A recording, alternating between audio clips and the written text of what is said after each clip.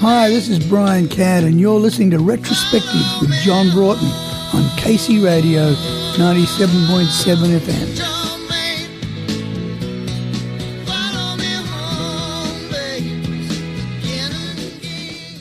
Sure. We'll try not to push your memory too much, but we'll see how we go. Okay. Just to begin, can you pinpoint a moment in time when you first decided that you wanted a career in music, and secondly, a time when you were confident you could sustain a career in music? Yep, they're quite a distance apart. When I was 12, excuse me, my mother. When I was 12, my mother entered me into a sort of talent quest, if you like, in Perth on Channel 7. They were having a Christmas show, and they were looking to do, there was a kids' Christmas show, and they were looking to do form a kids' band. And I went to the auditions, and I got in the band. And the Christmas show was fantastic, but I was terrified, you can imagine. Anyway, they decided to keep the little band together and to put it on a kids' show they had running regularly throughout the year. So I spent a year on television at the age of 12, and I defy anyone from that moment on not to want to do that for a living. It was just sort of, it was a baptism of fire, but it was fantastic in the end. And the second part of the question, I didn't really believe in any kind of longevity, and I don't think any of us did back in the 60s. We were just so lucky to be in bands and playing. We just thought that was fabulous. It was all about the chicks and the beer. and we thought, well, it last a little while. In fact, my father kept saying to me, "No, give it a year, son, and then go and get a real job." I mean, he actually said that. That was in those days. And so it was a real surprise to me when I got to join the group and they had some hits, and I formed Axiom with Shorrock, and we had some hits, and then it sort of went on and on.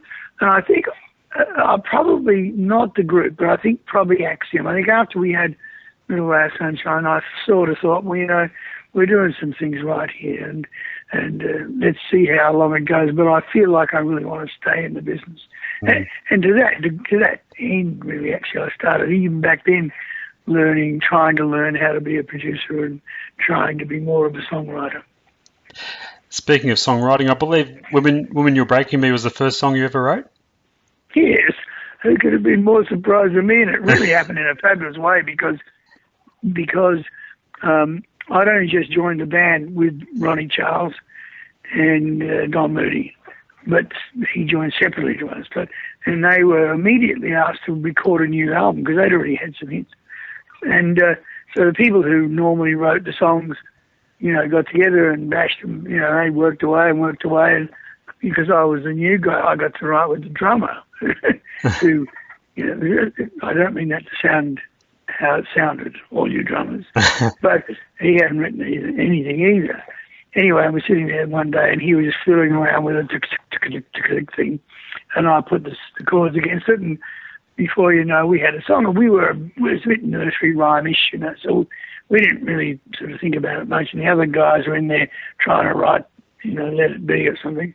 And anyway, the producer came down from Sydney, and he sat us around. He said, "Okay, just show us what songs you got." And, everyone played that. And he said, "Is there anything else?" And we sort of gingerly said, "Oh, we've got one here," and we started to play. And he just went, "That's the single." I wish I had a phone back in those days to get a picture of the other guys' faces. But we did go in and recorded it, and of course it was the single that got to number one. So it was an enormous shock to me, A, to write a song, B, to get somebody to like it enough to record it, C, to get somebody to like it enough to play it, and what am I up to, D, to get enough people in the audience to buy it to get it in the charts. It was an enormous baptism of fire, that was. It must have given you a great shot of confidence as a young songwriter too. Yeah, it did, but it took me a little while to get another one.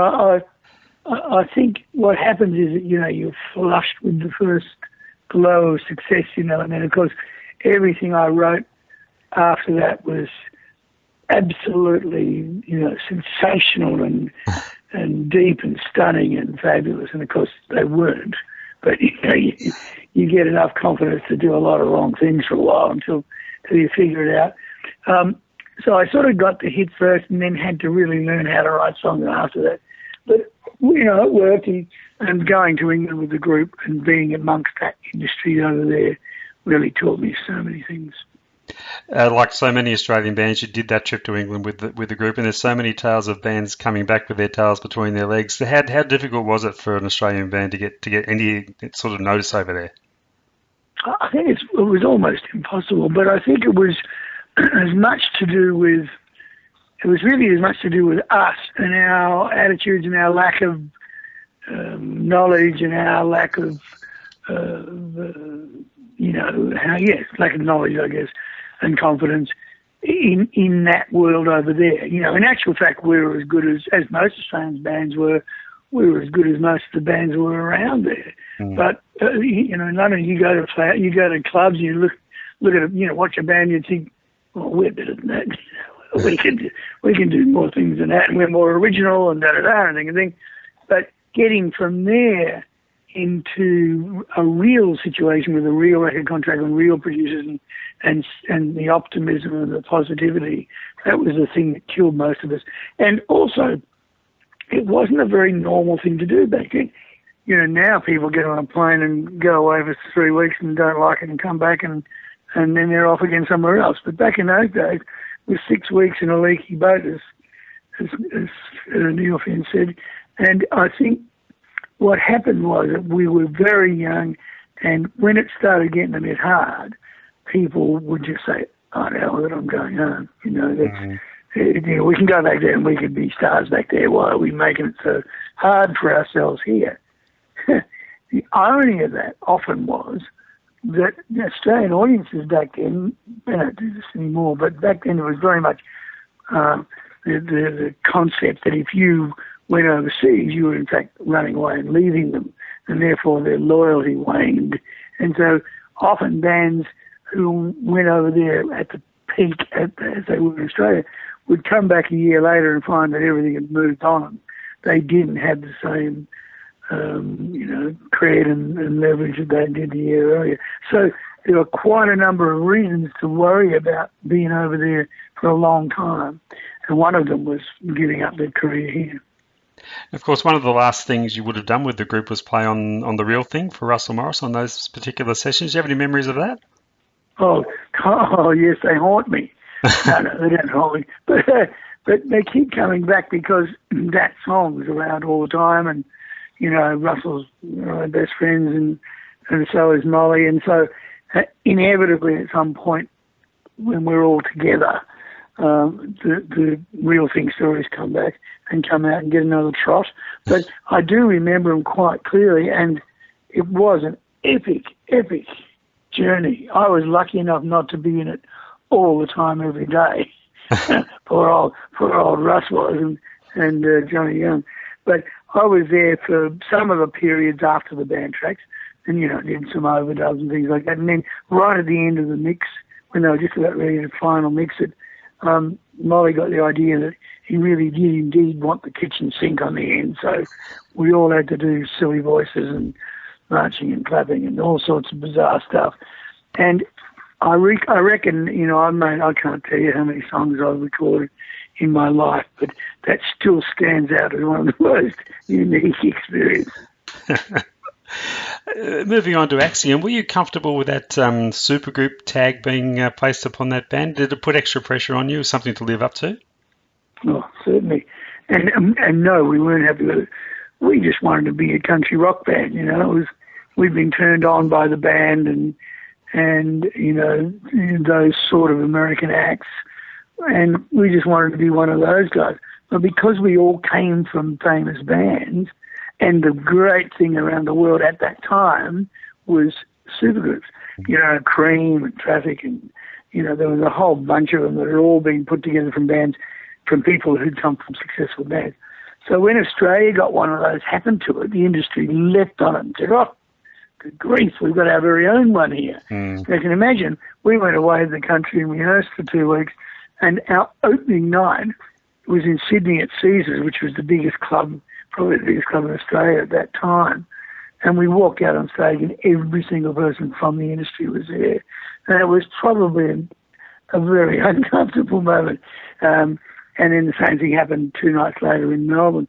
But we got used to it because I think in the end, you just sort of get down to the business of making the band work and making recordings and touring and all that sort of stuff takes a lot of that away from you. You don't really dwell on it. But it really made for a very, very, very, very high-pressured early start to things. Now, you could argue that, maybe that was good for us. Maybe that was what we needed to sort of step up the plate and immediately get our game together. We won't ever know, but certainly it was a big thing that happened to us, and the media went absolutely nuts for, quite a while. I not too long ago spoke to producer Shel Telmy, who produced your second album. He spoke very fondly of Axiom and spoke of his disappointment of the band breaking up before that album got any chance to be noticed. Do you have regrets on that at all? Yeah, they're on several levels, though. First of all, let me say that Shel Telmy is a fabulous guy, really wonderful, and I think he's a really good producer. He was getting towards the end of his run. He was quite a bit older now. And he was also, which they didn't tell us, was that he was not only going blind, but he was also quite deaf. So we're thinking, but we didn't know that. We just said, this is the guy that we recorded The Who. My God, this is fantastic. And he was boundlessly enthusiastic about it. But he genuinely did love the band.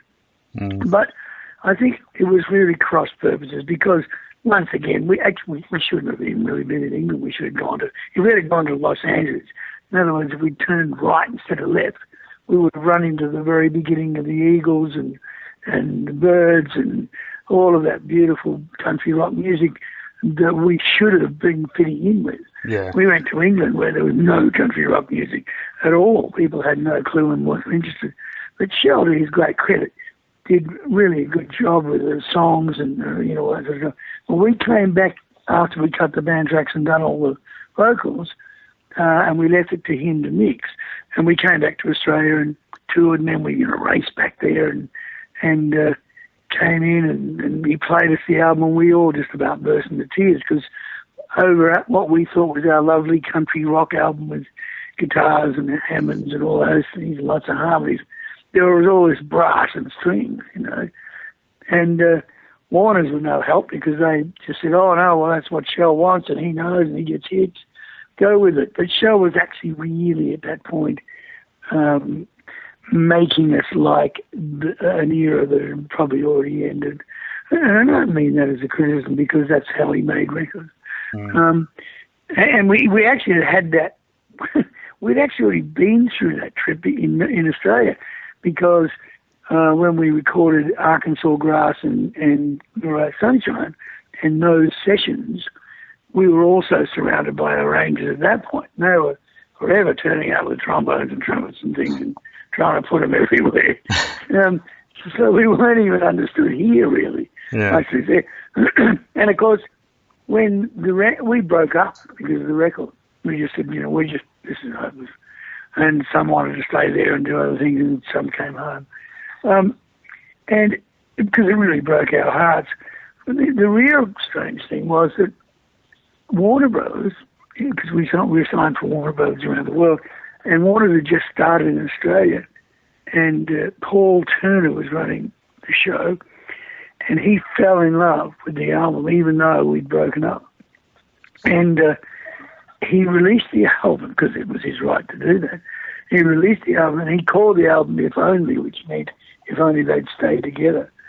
And he released Baby's Gone as a single, and the damn thing was a hit. So we had to hastily reform and come back and do an album and single tour, and then once that was over, we broke up for good. But, even though it sounds like Axiom was a sad story, in so many respects it wasn't, because I think that was our true blooding. I mean, up until that point, Australian original music had been fairly infantile, had been lovely, but apart from the Love One and the Easy Beats, I don't think anyone, and the Bee Gees, I don't think many other people made very sophisticated records. But by the time Axiom got to, say, Little Ray of Sunshine, Australia was really starting to be original. Yeah. And so that gave me a lot of get-go when I came back after Axiom to go on and do the other things that happened to me. An industry figure who's been an important part of your career, Ron Tudor. Can you recall your first meeting with Ron, and how would you sum up his influence on your career? It would have probably been in a pub, to tell you the truth, but no, I don't think it was actually.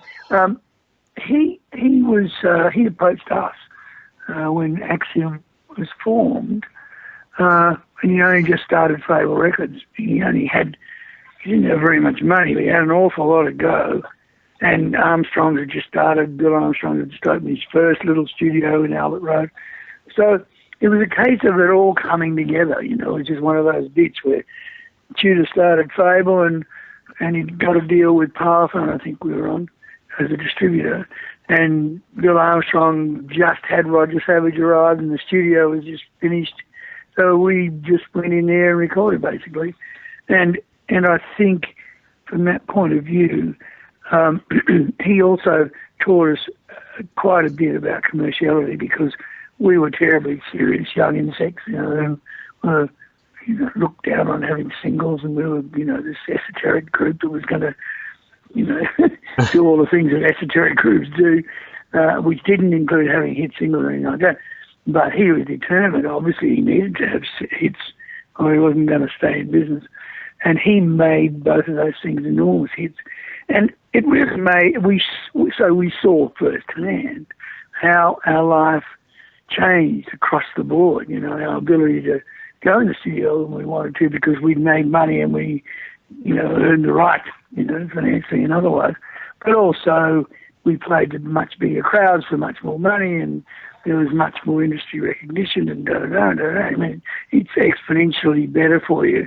Every time you have another hit, it goes up enormously. And I think having that success, and having that, maybe not the success, but the experience of it with someone as gung-ho as Tudor, was a series of lessons that I don't think I ever lost, and I really benefited by them enormously. You wrote some terrific songs in partnership with Don Moody during that time, and a little later as well. How would you describe the collaborative procedure between the two of you when you were writing? Oh, it was really good, because we were a natural team in that he wrote the bits that I didn't write, and I wrote the bits that he didn't write. It wasn't like we both sat there and tried to fight over the chorus. We wrote, if he came up with something to start with, then he'd get it along the way a little bit, and he'd give it to me and I'd finish it, or work in reverse. And we were also lucky enough to be able to write separately and come together. In other words, we didn't have to sit around in a room all day trying to come up with clever bits and think of things. We'd each take pieces away and work on them. And that was a really great learning process for me. Years and years later, in the 90s, I moved to Nashville. I was there for about 6 years. And that's all collaborative writing. And it's very much sitting in the same room as. And I was kind of spoiled, because I'd either been with Donnie, which didn't require me to be even in the same suburb, or I'd written everything by myself up until that point. And then I got to Nashville and I'm sitting in a room with two other country writers, and they're arguing about whether it should be V or AMP, So I look back on those experiences with Don terribly fondly. It was great. And I think we both needed the other. And as a result of that, we were greater than the sum of the two parts, if that's the phrase. You started doing production work while you were working at Fable. And how much of an advantage did you consider it being a musician yourself, working as a producer? I think it was good that I was a musician, but it was better that I was a writer, in the sense that there were a lot of really fabulous players around, most of them better than me, and I could buy any of those, for about 30, I don't even think it was dollars. It was dollars, for about $30 for 3 hours. So it wasn't a question of the notes that were being played, but it was a question of how the song fared in it all. And I think if I had anything going for me as a producer, even in those early production days, is the fact that I understood songs because I wrote them, and a lot of producers didn't come from that world. They came from either being players or being engineers, or in some cases just being employed by a record company in the A&R department. So they came to production a lot differently than I did. And so I'd be able to sort of listen to, a band track and then say, you know what, we don't need that chorus twice, let's just do it once. And I'd be able to do it because as a songwriter, that's what I would have done if it had been my song. You see, so that was probably my biggest advantage. And that sort of held true really for my whole career. In fact, I've got to say, if it wasn't for the fact that I write songs, I don't think I would have had the longevity that I have. And I don't think that I'd be able to do the things that I can do, I would have been a piano player and maybe a bit of a singer, and eventually I would have, I would have finished up playing in a Tamworth RSL or not being in the business or not being in that side of the business, maybe gone somewhere else. But it was the fact that I could write songs, and they're the sort of things you can do anywhere and in any situation that kind of kept me at it. Often seen it said that the Bootleg label and the Bootleg family band was a setup very much inspired by what Leon Russell was doing at Shelter Records. Was that an influence on you? That's absolutely true. Yeah. First of all, I have to say that Leon was my biggest single influence as a player, and really also as an arranger. I mean, Mad Dog's an Englishman, that album, and the tour and everything that came with it was an enormous piece of rock theatre, an enormous piece of rock production, and having Joe at its helm was unbelievable. But I had to sort of think to myself, Leon Russell really invented that whole thing and made it what it was, and so way before I really started to produce seriously, I was already hooked into that idea of the way he made records. So when we started the Bootleg record label, we sort of went about it, instead of, there was nothing to form because I was a solo artist, I didn't need to form a band or anything. I had the record and the record came out and Ginger Man was a hit, and then I found myself having to go on the road. It wasn't actually in my plans to do that. I was quite happy being a producer, and I really only made that Ginger Man album because I booked so much studio time with all the Fable acts, and I had this great studio band that at the end of the sessions, Judy used to say to me, well, why don't you just put down some of your songs, And little did I realise that he probably had a plan all along, but it wasn't really on my horizon.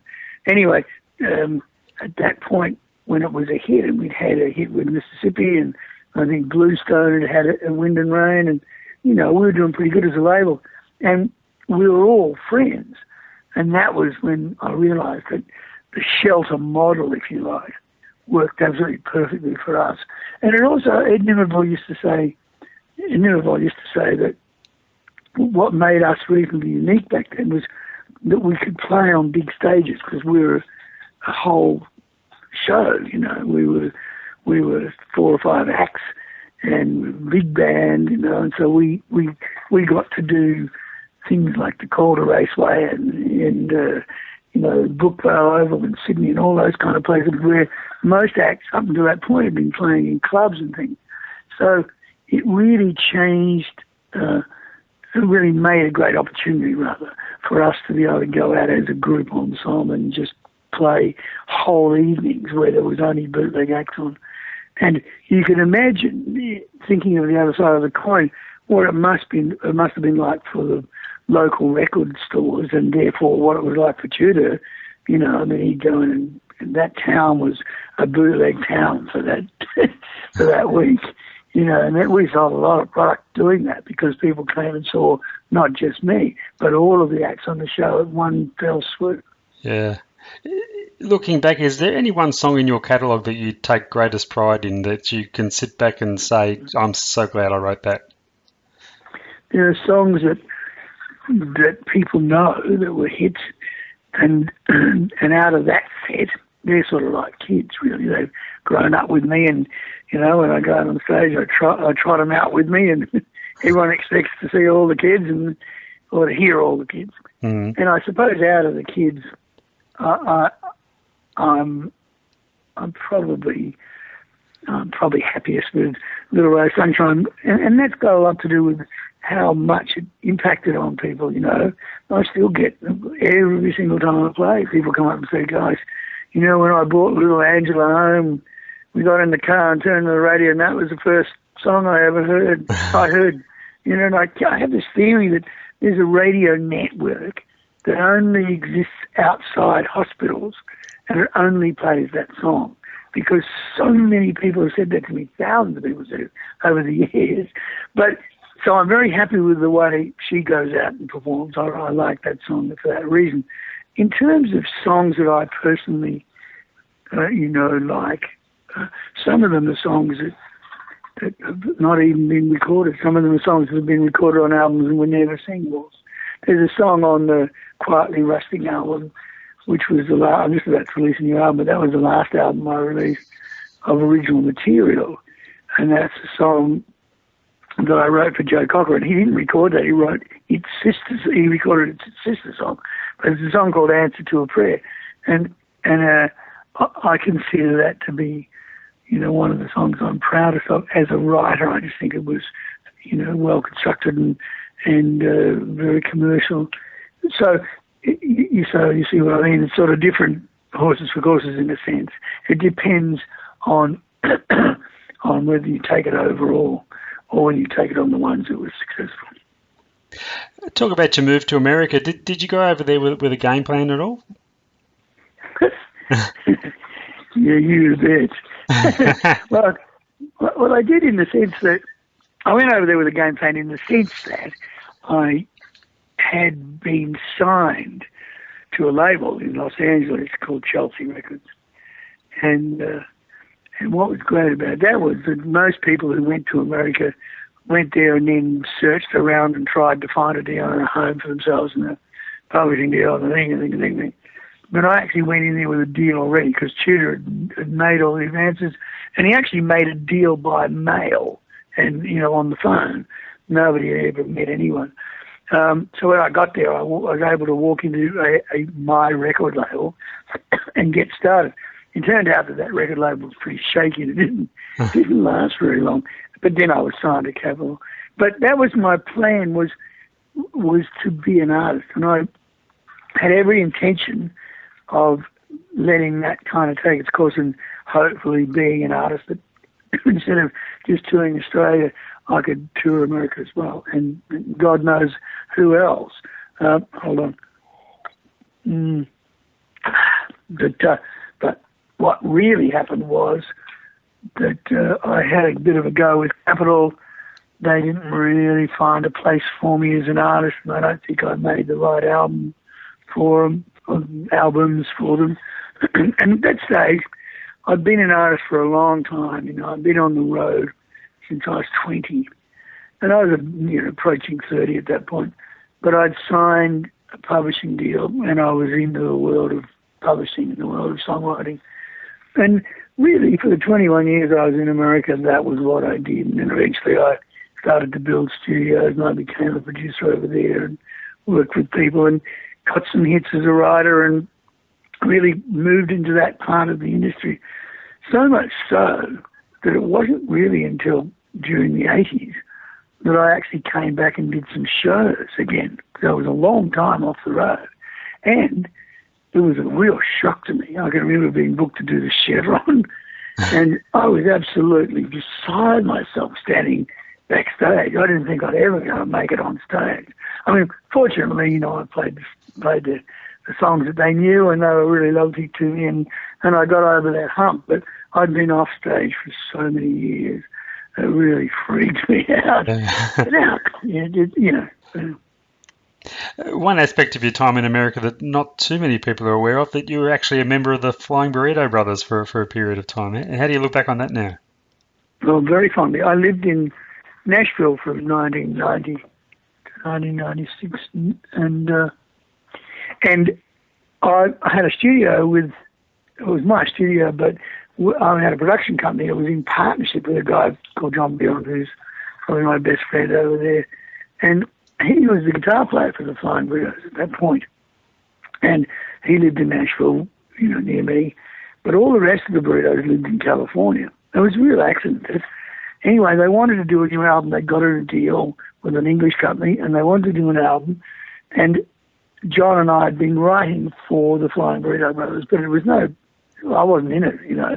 I would have probably been the co-producer with him. But that's as far as I'd gotten.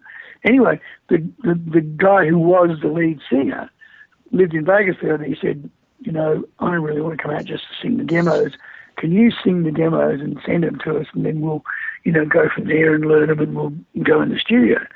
Anyway, so I did the demos. A couple of days later, Sneaky Pete rang me and said, how'd you like to be in the band? And now that was another case of me being really not terribly often on stage for a long time. And the Flying Burrito Brothers, even though in America they were, you know, sort of a heritage act, in Europe, heritage acts were worshipped, American heritage acts. And so we cut the album, we immediately went on the road, and I was touring with them for quite a few years throughout Europe and in the States.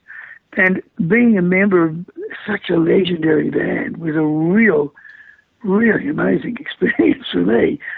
It was one of those things where there had been a lot of versions of the Burritos, but the fans never let go of it. They always loved them, you know, and they always, as long as you played the hits and the things that they knew, you could play new songs, and they didn't really care. I can remember the first time I went to Germany, the fans were so rabid there that we played Munich, and afterwards we went out, you know, met a bunch of them, and they were all hanging around. And they had all these records with them, albums, you know, to be signed.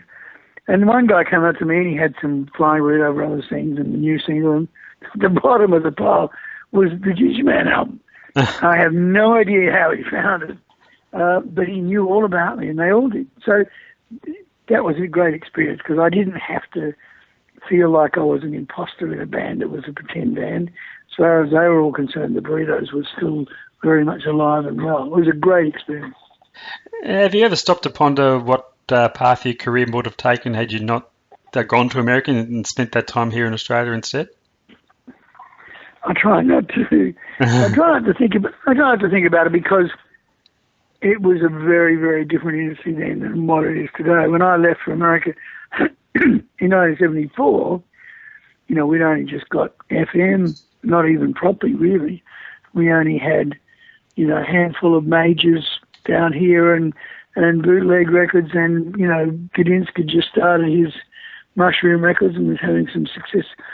And Festival was doing all right. But there weren't a lot of record companies, and weren't very many managers, and they weren't very good, and publishers were mostly interested in overseas catalogues. So it was a very, very different time than what it would have been even, say, 5 or 6 years later, 10 years later. So I can't imagine what would have happened to me. Maybe the reason I left in the first place, apart from getting the deal, was that I'd started to make my 4th solo album, and I realized that I was making Moonshine, which is the 3rd album. I was really making that again. And I realized that I was going around the same space.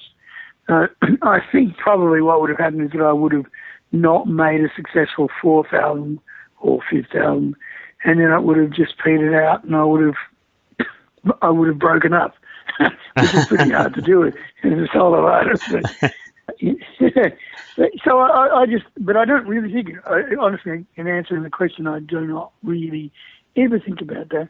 Yeah. In the same way as I don't worry about going to England instead of America with Axiom, and I don't worry about most of the other things that I did that were wrong, because in so many respects, all of those things in their own way still helped me on the journey. Yeah. And perhaps the accident of doing something wrong enabled me to meet somebody or get into a position where things were right for me along the way.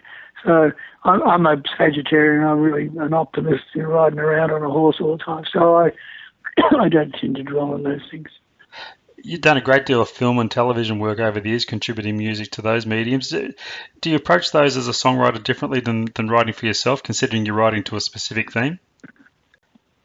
Okay. The difference between just writing songs and working in television and video and film are that when you write a song, yourself, for yourself. Ostensibly, it's peopled with characters and dialogue and events that you make up. It's all about how you want it to be. So you can make them die, you can make them fall in love, make them not fall in love, make them get sick, make them run out of a car. All of that sort of stuff is within your control. What happens when you work with film, a piece of film, or you work on television, is that a lot of that stuff, in fact, most of that stuff's already is well established. You can't change those characters. I couldn't have made Alvin Purple any differently than that character was. He was already there. The film was shot. The music was the last thing you get to do in a film, generally. So in that instance, it was a bit like having a co-writer in a strange way, because, Tim Burchell and the people who made Alvin, for instance, you use that as an example, they very much had the characters down. They were drawn, they were there, they were on celluloid, they spoke, they walked, they talked. So for me, it was a case of making my music contribute to the colour and tone of the film, to the pace of the film, and to not make it, this is the hardest thing of all, to not make it jarringly stick out. One of the worst things you can do in a film, I reckon, is to sit there in the cinema and be really listening to the music, because you're not supposed to. You're supposed to be watching the film and the characters and all that sort of stuff, and the music's a support team very much. So it doesn't mean, incidentally, that it's any less important or that it's any easier to write for that reason. I think it's actually a bit harder because you don't have the freedom. There's a lot of governing factors that occur before you even write the first chord. You wrote your autobiography a few years back. How did you find that experience, going over your life and career in such detailed form? Cathartic. but and most people do that. It is, because you have to confront some truths. Yeah. Which sometimes you really ignore, in my case, and in most people's cases, some of them for many years, for a very long time. And they weren't professional things so much. I wasn't so much. I was quite happy to talk about all those experiences. There was nothing much nothing that I left out, really. Some things I didn't place an enormous amount of importance on, and other things I dwelled on because I felt that they were more part of the story than the other ones. But when it got nitty-gritty-ish, when I was actually talking about marriages and kids and family and friends and all of those things, that's when you get to the part where you have to make some kind of a line call, whether you say, I'm going to just tell this. And if they get upset and everything like that, then well, tough. It's my story, I'm going to do it. Or you have to be able to figure out how to do that, to tell that piece in such a way that you don't actually cause at least irreparable damage, or break somebody's heart, or expose things that really are harmful to others. That was the hardest thing about the book. And apart from that, and it really only occurred 3 or 4 times when I got right down to that, do I or don't I? But apart from that, it was an enormous amount of fun to write. I'm writing my second book now, and it's not anything like that. It's a work of fiction, but I found it a very, very rewarding experience. And from time to time, this sounds egotistical, I don't mean it to be, but every now and again, I'll see a copy in the bookcases here, and I'll just sort of thumb through it, and I'll start reading just anywhere. And it's amazing to be able to sort of be taken immediately back to that time. Even though it's my time, you immediately go back then and you're suddenly 19 or you're suddenly 27 or whatever you are. I suppose that's the value of all books, really.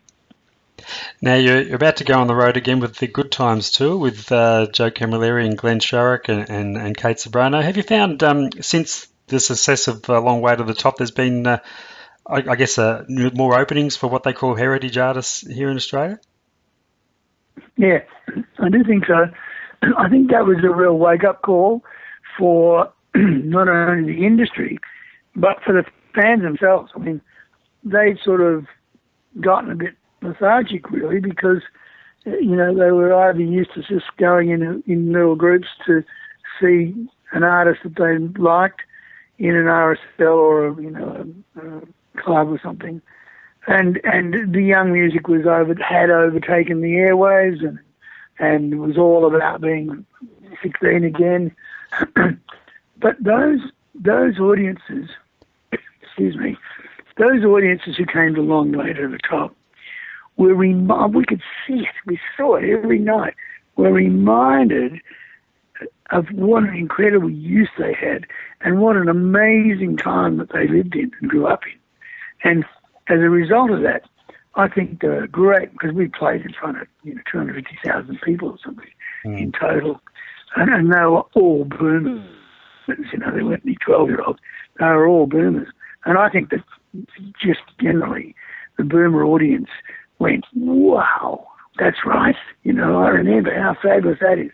And also, remember that the boomer audience were coming of age when those tours happened at 2002, and they were just about ready to retire or had just retired or were looking to calm down and move out of town and be different.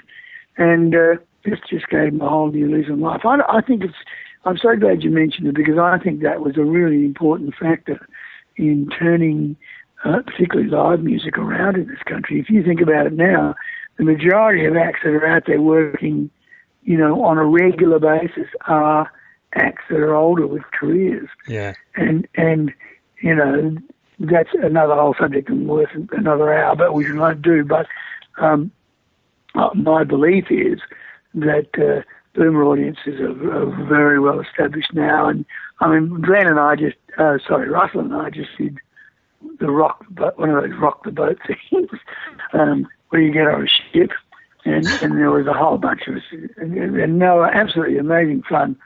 And there were 2,000 people on this boat, and every one of them was a music fan. There wasn't anyone who went on to play cards. They were only on there for the music. And they were all boomers, and they were completely off the show. They were wonderful. And I just kept thinking, this is our audience, guys. These guys are still ratbacks, still stand up. They still stay up till 4 o'clock in the morning. They're just as trouble as we are, They're just... And so I think, in answer to the question, long-windedly as was, I think that was a bit of a self-starter in a way for our section of the industry and also our section of the audience. For sure. And just finally, before I let you go, Brian, plans for the remainder of 2015 after the Good Times Tour, what else is on your books? Glenn and I have got another run after that, not anywhere near as big as the ones we've done over the last couple of years. But the most important thing for me is that in the next 2 weeks, the album will be finished. And then what will happen is in the second half of next year is when that album will come out. So, there's a lot of ifs yet, but if the album comes out and if it's received well and if the opportunities occur, then we will tour probably in the final quarter of the year. And, excuse me, in the quarter before that, I shall be in Nashville, which is I do every year. I have maintained all the ties with all my writers there. I've a great publisher in Nashville, and I work there at least a couple of months a year. So if you think that I probably don't come off the road until July, then I reckon I got a pretty jam-packed year in front of me. Fantastic. Plenty to look forward to. Hey, Brian, thank you so much for being so generous with your time today. It's been an absolute honour to speak with you.